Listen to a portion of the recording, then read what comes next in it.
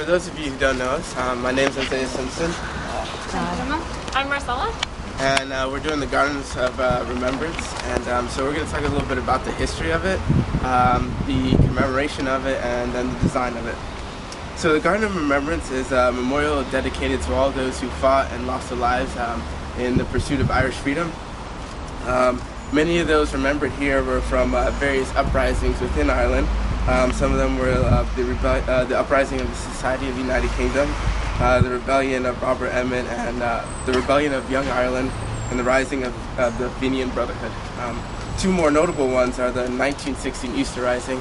I won't go too much into it because we've been learning about it in class as well as everyone else's presentation has had it, but it is a very important part of Irish history. And that further led to the Irish War of Independence, which is also honored here.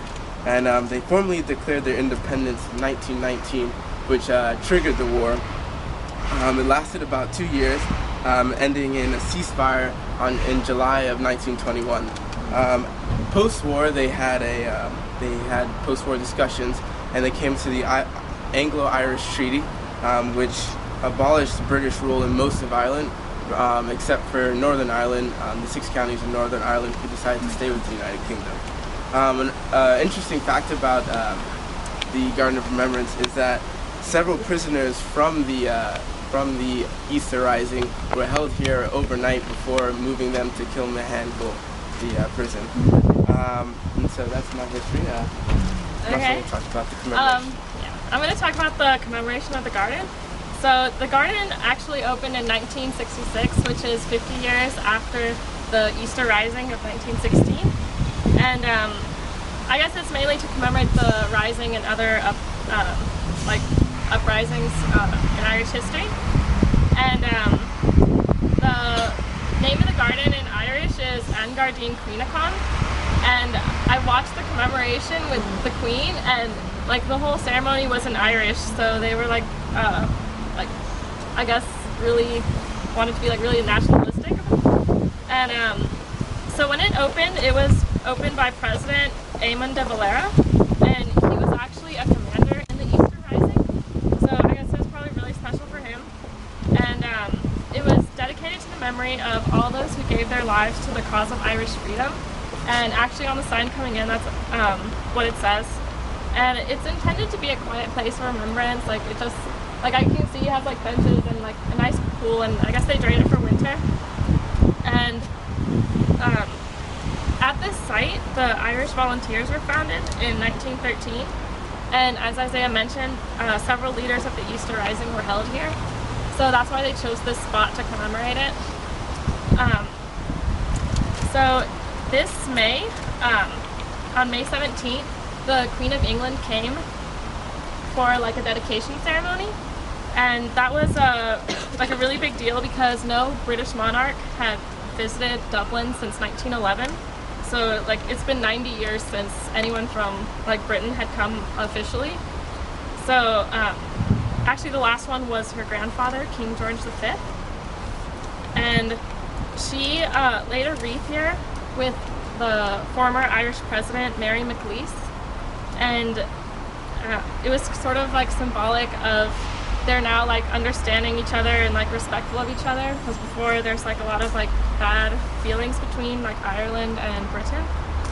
And some Irish people were actually still like very upset that the Queen was coming, so there was a lot of protesting, and actually 21 people were arrested, and they actually like had like trials and stuff. They weren't just like held overnight. And yeah. So now Palom's going to talk. Yeah. I'm dealing with the design of the garden, and it's a work by Lady Hadley, and as you've noticed, it has a form of a something cruciform, water feature, and if you have a look, you'll see some broken weapons that is related with an Asian custom, Celtic custom, because they used to cast the broken weapons to water in order to signify the end of hostilities.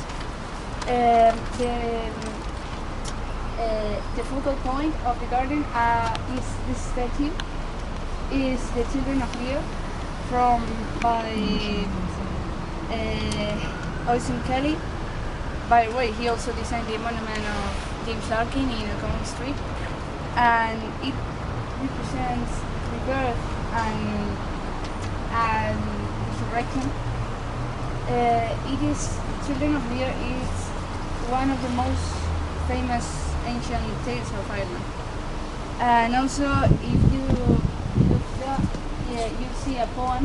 In 1976, a contest is held in order to find a poem which expresses the gratitude and inspiration for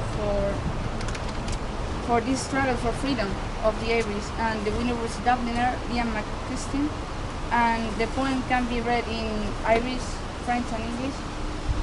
And it's called A Vision, and title can be better chosen because vision in the vision style in the 18th century was where poems longing for the miserable situation in Ireland to end. And finally, in 2004, as part of the redesign of Corner Square, another entrance is added on the garden's northern side, and that's a look at. Excellent, very good, guys.